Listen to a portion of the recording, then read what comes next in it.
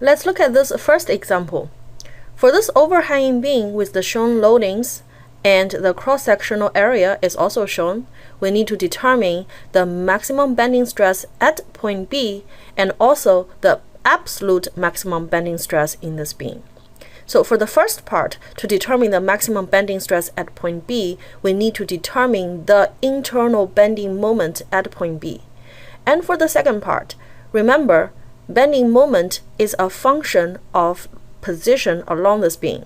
Therefore, we need to first determine where the absolute maximum bending moment occurs, and then we can use that to determine the absolute maximum bending stress in the beam. So with no surprise, we start again with the free body diagram, set up our coordinate system, mark our unknown reactions, and then try to solve for all of them. You might argue, maybe we only need to solve for FA, and then we can still solve this problem. That is actually true. However, just to be comprehensive, let's solve all three of them. So, resultant force along the x direction equals to 0, therefore Cx is 0.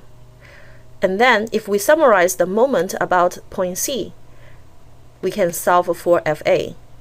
And then, resultant force along the y direction equals to 0, therefore, force Cy can be solved from here.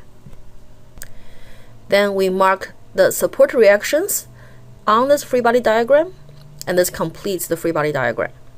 And in order to solve for the maximum bending stress at point B, we need to determine the internal bending moment at point B, and for that, again, we're going to use method of section. We section this beam at point B, exposing the internal shear force VB and internal bending moment MB. I don't need to draw the internal normal force because, as we determined earlier, there's no force along the x direction. And in this case, we don't need to solve for the shear force VB, so we only need to set up the resultant moment equation about point B where we section this member, and then from here we can solve for MB. So now we're going to apply the flexure formula to determine the maximum normal stress at this given cross-sectional area at point B. And for that, obviously, we need to do some geometric analysis to determine the moment of inertia of an area of this cross-sectional area. To do that, we need to first locate the centroid of this cross-sectional area. And since this is a composite area and there is no horizontal axis of symmetry, we need to use this formula to determine the centroid location. So to do that, we need to first define our component areas, area 1 and 2, find their respective area and the total area of this cross-section, and we also need a reference location.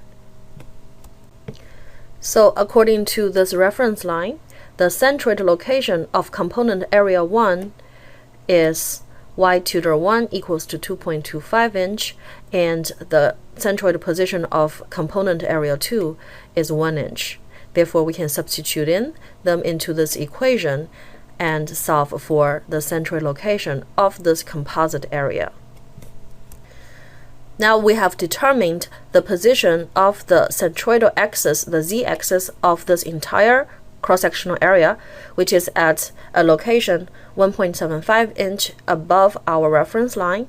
And now we're ready to find the moment of inertia of this cross-section about the z-axis, which equals to the sum of the moment of inertia of the two component areas about the same z-axis, and for that we apply the parallel axis theorem.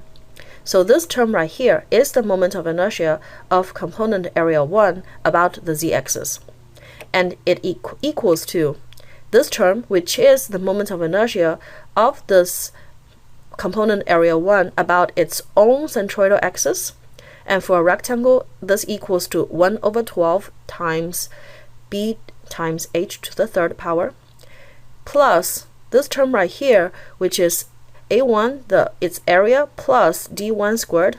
d1 is the perpendicular distance from the centroidal axis of component area 1 to the centroidal axis of this entire composite area, which is the z-axis. So we substitute in all the quantities and we can find the moment of inertia of this entire cross-section about the z-axis in the unit of length to the fourth power. Therefore, in our case here, the unit is inch to the fourth power. And since we determined the internal bending moment at point B earlier, and now we have the moment of inertia, therefore we can apply the flexure formula and solve for the maximum bending stress at point B. And we can also represent the linear distribution of normal stress this way. Notice here, the direction of the stress has to agree with the direction of our bending moment. For the second part, the absolute maximum bending stress in the beam, we need to first sketch the shear and bending moment diagrams so that we can visualize where the absolute maximum bending moment occurs. If you still recall the graphical method to sketch the shear force and bending moment diagram, the load intensity function is the slope of the shear force function, and the shear force function is the slope of the bending moment function. A concentrated force corresponds to a jump in the shear force diagram, and an external couple moment corresponds to a jump in the bending moment diagram. So based on those rules, we can start with sketching the shear force diagram. Concentrated force, constant negative load intensity, zero load intensity, concentrated force again, zero load intensity, and with the last concentrated force, the shear diagram returns to zero. And as you can see here, shear force equals to zero, which corresponds to a possible either maximum or minimum bending moment. And we sketch the bending moment diagram following the same rules.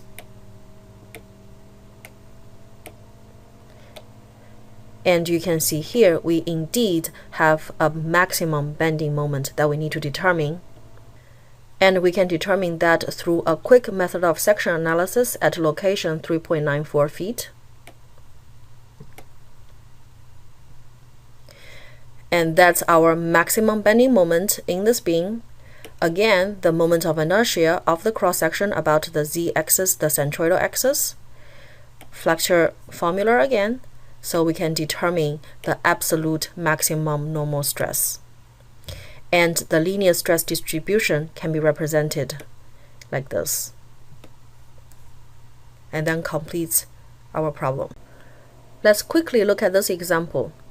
We have a cantilever beam with the shown loadings and cross-section. We need to determine the absolute maximum bending stress in the beam.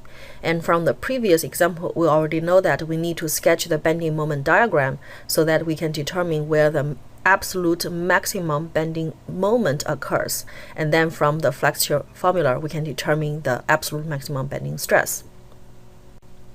Again, we begin with the free body diagram. Mark the unknown support reactions. There's no force along the horizontal direction. Resultant force along the y direction equals to 0. We can solve for the force along the y direction. Resultant moment about point A equals to 0. We can solve for the support couple moment at point A. We start with sketching the shear force diagram. Concentrated force, no load intensity, constant negative load intensity,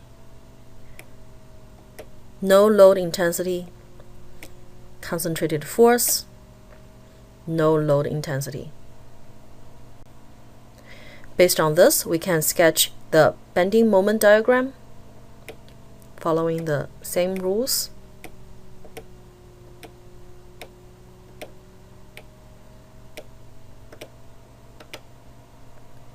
As you can see, the absolute maximum bending moment is 8.1 kilonewton meter. And we need to do a geometric analysis of this cross-sectional area, which is symmetrical. Therefore, we can easily determine that the centroid position is right here in the middle, and this is our centroidal z-axis. And this is again a composite area. We have 3 component areas. Notice that 1 and 2 are symmetrical about the z-axis, and the perpendicular distance from their respective centroidal axis to the z-axis are the same, d1 and d2, and the moment of inertia about the z-axis equals to the sum of the 3 moments of inertia of the respective component areas about the z-axis. We apply the parallel axis theorem for area 1 and 2.